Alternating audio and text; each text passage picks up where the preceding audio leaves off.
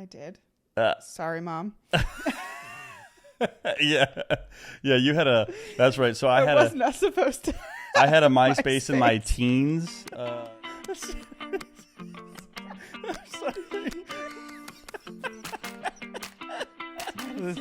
This is our marriage. This is it. Welcome to the Modern Parenting Podcast. I'm Danyelle. And I'm Vince. And essentially, this is going to be a podcast that we talk about problems that modern parents go through. And whether you're a modern parent with a brand new child or a modern parent currently raising a teenager, just kind of the whole entire gamut of things that we are dealing with in today's day and age. So with that, in preparation of all of this and starting this podcast, we asked some close family friends of ours, essentially kind of two questions, right? The first thing is, what are some problems that we deal with as, parents in 2023 that our parents or grandparents have to deal with? And then the other thing is what is something that they had to deal with that we don't have to deal with? So we're going to kind of kick it off from there. So the first one that we got here was from, who was it again? Go to the comments section, view the comments, and it was Megan. Megan asked, or Megan said essentially, screen time, social media, kind of like making parents, or perfecting parents rather. So yeah. I think what she means by that is like, social media making parenting look perfect, like that perfect Instagram picture maybe. And then if you don't fit into that category of perfection, that you are like somehow less than, or you're not as good of a parent, if you don't fit into that idea of the perfect parent. Yeah, exactly. So I agree. I mean, so we'll take it kind of the first one. Screen time is a big deal, right? Yeah. I mean, there's just so much access to technology these days. I mean, even kids, around our oldest son's age, he's 9, they have cell phones now, they have tablets, they have all these things. We have tablets for our sons, for all of our, we have 3 boys ranging the ages from 4 all the way to 9. And then we have a new baby little girl. Yes. She doesn't have a tablet. No. So, no, she does not. But we bought the boys the educational tablets, right? But there are some kids, even as young as our youngest son's age, who have, full iPads. Yeah. And just the addiction kind of that comes with that, right? We're all kind of a little bit addicted to our cell phones or some form of technology these days, but it's easy.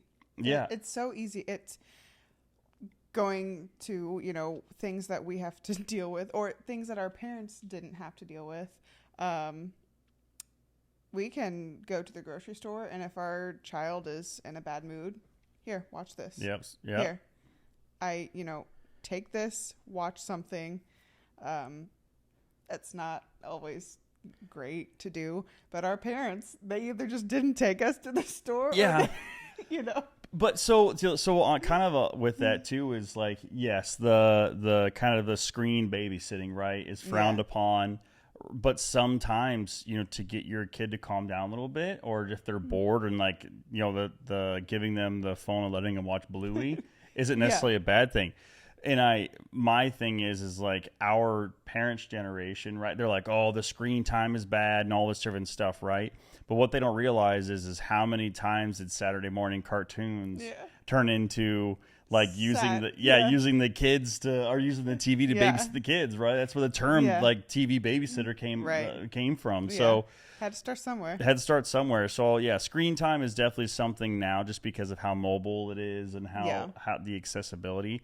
I think the biggest one on here, well, we'll get to that one, or social media. We'll do that one last because that is kind of a larger topic. Oh, yeah. The making, like, parenting, the whole perfect not fitting in thing.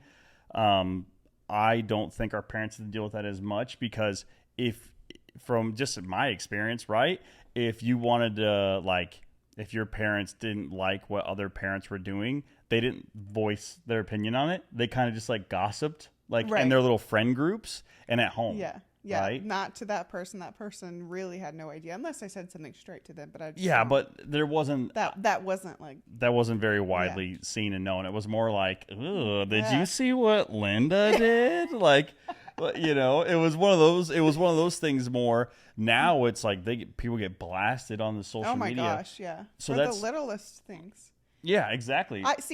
I think it's good in a sense of like being educated. If there's something that you're doing that you didn't know was bad or harmful, okay, great, cool. Like, I'm glad you told me that what I was doing wasn't good. It could hurt my kids or whatever. But just like the judgment of every decision that you make as a parent, it doesn't matter what it is that you do. Someone's going to be mad about something. You could do everything by the book. Someone's going to be mad about something. You could do things your own way. Someone's going to be mad about something. It truly, truly does not matter what you do as a parent. You're going to make someone mad. You know what? It's funny though too. So everything I see online as far as like the perfect parenting and all that stuff, it's a lot of like moms getting hated on by moms. Oh, for sure. But then it's a lot of dads hating on moms. Oh my gosh. Yeah. Like, I don't see a lot of dads really hating on each other about like parenting stuff, which is just funny that moms get so much more of the hate and the blame and everything. And it doesn't matter. Like, I know I'm a stay-at-home mom, and it doesn't matter what it is that I post about being a stay-at-home mom. There is a salty dad somewhere that's like, you should be thankful for your husband. And I'm like, I never said I wasn't. Yeah. I could literally just talk about, hey, I've been home all day or whatever. Nothing negative.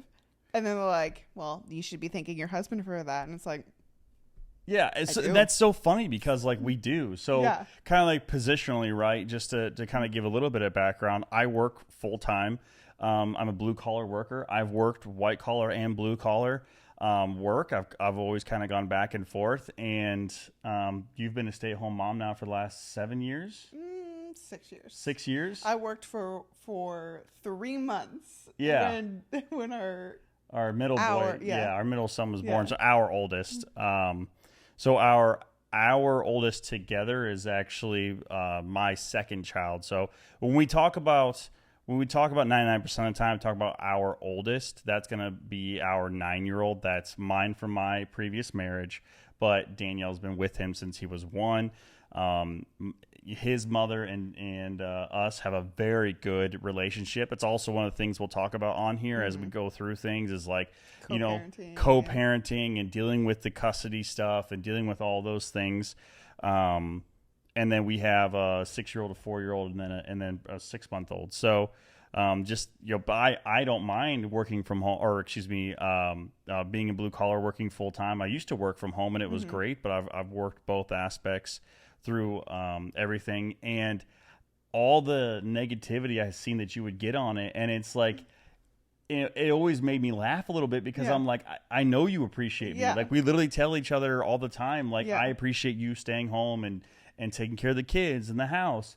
And and it's just, and you appreciate the sacrifice of me being at work and driving and doing everything that I have to do for work. So there's no perfect parenting or like just that imagery, because the other thing is too is that, and this is one of the things that drives me nuts about the perfect parenting thing is right, and nothing against people who are well off and wealthy, great, good for them, extremely happy, God bless them, but I think it's the perception of like the Instagram mom that has 2 kids, that drives the really fancy SUV, that has the maid or has the nanny or whatever, and they're taking like these super glamorized pictures, and it's like, literally our house, and not that you don't do a good job, because you do, but it's like, what's the conversation we always have? You can clean everything up, and then literally the 5 minutes later, it's all out again. It's all destroyed again.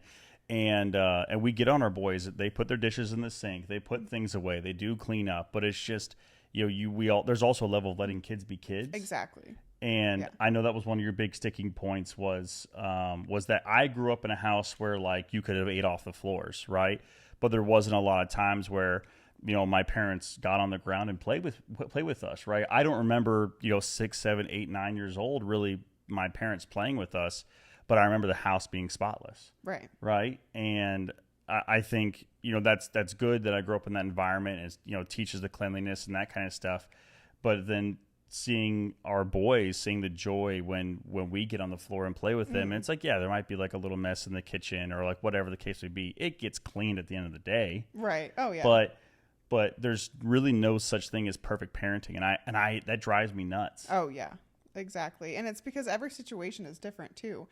You can't compare a household that has a lot of money and they do have a nanny or they have someone that comes cleans for them. Like you just can't compare the situation. You can't. Yeah. Yeah. And I think a lot of the social media perfect parents that are big on social media, unfortunately, parents like me compare and they're like, oh, why doesn't my house should look like that? Yeah. But I know that I'm home with my kids all day. I've got 4 kids that I'm home with all day, every day. And it's just, the situations just aren't the same. They aren't. And I shouldn't, and I think I speak for a lot of other parents in general, should not compare your situation to someone's completely different situation. Yeah, exactly. And so I think it's one of the things too that starting up and doing this, and one of the things we want to talk about is I think there's a lot more people in the world like us. Oh yeah. Than there are the famous, Instagram parents who everything looks perfect. Right now, I feel like, especially in the last year or two, the aesthetically pleasing homes and videos and pictures have really been like the thing that people are watching and going after, which is great. It's beautiful. I love it. I catch myself scrolling and seeing all these beautiful lavish houses and living rooms. And you do a good job. This is nice. This is nice, right? Yeah, I'm just, we don't have $1 million house. Yeah. We just, I don't know. Well, again, so I think that's one big thing that, we'll hit on too is kind of like the everyday, like the regular person, right? Yeah. The parents and what they have to deal with. So not only is this social media pressure, but then also just being a fact of raising kids of all ages and things. So, the last thing we're going to talk about that's definitely harder for our generation than previous generations is social media in general, right? And kind of a two-way. One, we've kind of already talked about it from a parental standpoint, just like the perfect parenting thing, but then kind of the fears that we have to deal with kids and social media. The access that they have to certain things. Yeah. I'm in my, so just for age perspective here, I'm in my early 30s. So I had a MySpace, right? When it was coming out, it was a big thing. And, Facebook was kind of coming out as I was becoming an adult a little bit. So, or getting more popular, I guess, as I was becoming an adult. But for you, you're in your late 20s and I had Facebook in high school. Yeah, you had Facebook, but even earlier than that. I personally had a Facebook in high school. I don't think I had Facebook before high school. No, you had a MySpace. I did. Sorry, Mom. Yeah, you had that's right. So I was not supposed to. I had a MySpace in my teens. Yeah, I was in middle school. Yeah, when I had my MySpace. But yeah, social media these days, and just one of the things that is incredibly difficult is seeing it in the generation now between kind of our kids and us, all the things that they're going through and all the news stories you read and all the things that are happening, right? Yeah. And just how vicious kids are. And I mean, there's a reason why, so our 9-year-old, obviously, we split time, right? We have shared custody with our 9-year-old, and we don't really allow any sort of social media, anything over here. And I'm sure that she doesn't either. Yeah, I don't think so. But it's just we even monitor the YouTube stuff, right? There's just so much stuff about YouTube and Facebook, and I'm one of our friends that has a 15-year-old, she has a TikTok, right? And not that any of that is bad in moderation, but the death scroll that adults get into, it's even worse for kids. It's like a real addiction, right? So I think I have two different fears, right? Two different things that will affect us.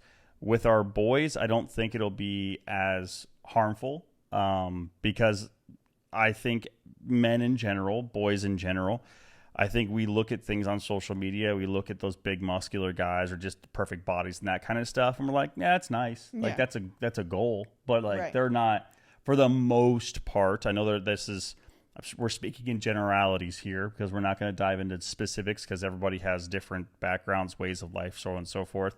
But just in general, I think a lot of dads, a lot of sons, a lot of men, don't really look at that and go like, oh no, right? I'm going to be judged against that. Bodies. They're not comparing bodies as much, right? They're comparing things like money or like fame or that kind of stuff. Yeah. Where I think I'm terrified the most with our daughter is I've seen the effects and just these conversations you and I have had when you were growing up and like seeing the models and the bodies and all this different kind of stuff. And even, there may be plenty of body positivity stuff going on and all of that, but I think there's still a very large issue these days with young girls' bodies and how they're viewed or how they look at them. So what do you think about that? Kind of going back to what I said earlier about no matter what, someone's going to be mad. No matter what your body looks like, someone's going to have a comment on it. You're either going to be too skinny, you're going to be too fat, or you're going to have too much cellulite, or whatever the case may be. Someone will always find something to make fun of you about. Doesn't matter. Yeah. Does not matter. It's different if you're friends and you're making fun of each other. That's kind of funny. I mean, kind of. But if they're making fun of the way you look. But high school girls are vicious. Yeah.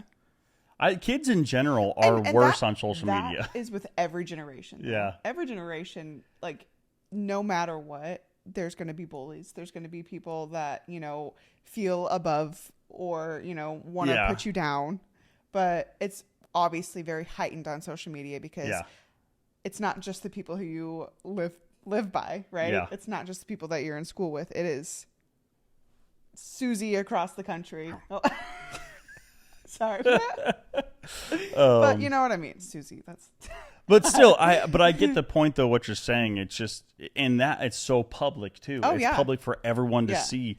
So it's you may have some locker room banter, and that kind of stuff, which is one thing, but it never went to social media. Now it's like they're just gonna tear you apart no matter what. You could be the favorite person at your school, and everyone loves you.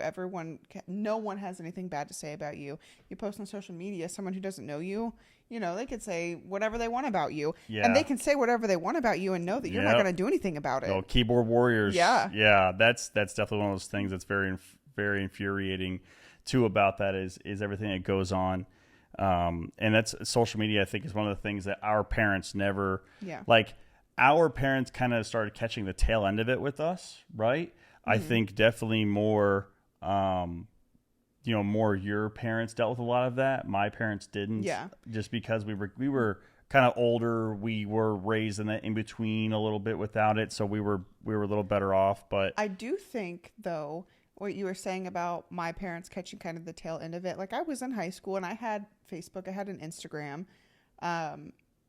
They weren't as aware of the dangers that came with that. Yep. So, not that I was doing anything bad or inappropriate, but I do know of people who were. Yeah. And they, as the child, they didn't realize that they were talking to like grown people. Yeah, like older. Yeah. Had that stranger danger. I don't think our parents quite knew that was happening or that was even possible, which now us as parents, we are aware of. Yeah. It's a lived experience for us. There are really weird people. I mean, that it's just dangerous. Yeah. It is very dangerous for kids to have social media and like not just the sense of like bullies and your peers, but like the actual people who want to hurt your kids. And that's a good segue into one of the things. So the kind of the next half of this is something that, our parents had to deal with that we don't have to deal with, our parents or grandparents generation. When it comes down to that, I think the kind of the stranger danger stuff and all of that, it's always been around. It's always, it's just in our faces more now because it's more publicized now and everything else. You see stories every day. I think one of the things that our parents' generation had to deal with is when I was growing up, cell phones were like reserved for people that had money or like they weren't, flip phones weren't really popularized yet. So I think one of the things they had to deal with was if your kid wasn't home by curfew, a lot of times there was no way to get a hold of them. Yeah, you had no idea. So it was like, hey, I'm going to Chris's house, and my mom's like, cool, be back, by the time the streetlights come on, right? Or we'd ride our bikes around and they'd be like, hey, be back by the time of streetlights or before sundown or whatever the case may be. it's scary in the fact of like They had no way. They had no way to get hold of you. They call Chris's mom, and if Chris's mom was like, "Yeah, I haven't seen him," well, or he left 30 minutes ago. Are you dead on the side of the road, or are you just or somewhere... are you just stopping and you know what I'm saying, stopping and chat Yes. chat with a little girl, you know what I'm saying, chat see somewhere you're not supposed to be. somewhere you're not supposed to be, right? So, you know, sophomore in high school, see a girl I got a crush on, you know, ride up in my Huffy. Yeah, you know Mom, what I'm saying? I'm going to see my friend. I'm going to see my friend. Going to see Chris, aka Christina. You know what I'm saying? So, but yeah, they just had no idea, no way to get a hold of you. Where now, we have, especially, one of the things we'll do when our kids get cell phones is having the shared location on there. Right, you and I do it now, and it's not like we do it for a safety reason because one, I travel, a little bit, so just knowing where I'm at or if I'm stopping somewhere, we're always calling each other and talking to each other. And then now with our oldest son, our 9-year-old, now having like he has a little iPod thing that he can FaceTime on, right? Yeah, if he's on Wi-Fi. If he's on Wi-Fi, so it's having that ability to call and connect and communicate where our parents didn't have that. Yeah. That's a good point. Yeah. So what do you think is one thing that our parents had to deal with that we don't have to deal with? I would just say like the lack of being able to find certain things. Like if I have a question, like, hey, my kid has this rash, I can look that up. And I'm not saying like just access to like mass information, essentially. Yes. Resources. Yes. All the resources that we have today that they didn't have. It was, it was like they just didn't know. Yeah. There's certain things where like. Well, and how many things went misdiagnosed? Right. Well, that. But also, like, if we're out on a walk and my kid falls and breaks their arm, I have a cell phone. I can call 911. If we were out with our parents on a walk, we fell and broke our arm, we had to get home first, or get you in had the to car like try to bang on some stranger's door. Exactly. Yeah. Which you wouldn't even dream of doing that today. Yeah. And so I think that's probably like the most. I mean, I say this obviously not being my parents, but just not having the access to certain information or Yeah, I mean, back then it really, the old saying like it takes a village to raise a kid, it really was the case, especially our grandparents' generation, because the communities had to rely on your community. Yeah, they were so tight knit and so close. Where now, that's the one thing that they have that I think was a good thing is they had such a large community that we just don't have now. You don't really see that in person, right? We have an amazing online community. We have friends we have people who've moved away that we keep in contact with. But it really is. There's some pluses and minuses to everything, right? Yeah. And just being a modern parent, we have to try to blend what works now in today's day and age with what worked when we were growing up and what shaped us and the people that we are today. Because in reality, there's always going to be things that every generation is going to do better. But we also have to realize that we have come this far as humans, that there are things that we have to lean on to our parents, our grandparents. Absolutely. And we're always evolving, but we always have to remember where we came from. Yep. My dad used to say, it is my job to give you a better life than what I had, and it'll be your job to give your children a better life than what you had. Yeah. So whatever that looks like to you, though. Yeah, exactly. Whatever it looks like to you. So this is going to be episode 1. So from here, we're going to try to post on a weekly basis. We'll be all over social media. We'll be on TikTok, Facebook, Instagram, here on YouTube, obviously. So remember to like, share, comment, follow, subscribe. So leave in the comments down below, if you can, right, what are some things that you, right, think as, as a parent now, kind of give us your answers on it. What's one thing that you have to deal with that your parents didn't have to, and vice versa? Or if you agree, just elaborate on it. Yeah. So again, it's Modern Parents Podcast. Modern Parents Podcast. You'll see our logo. It's just going to be MPP. You'll see the logo. It's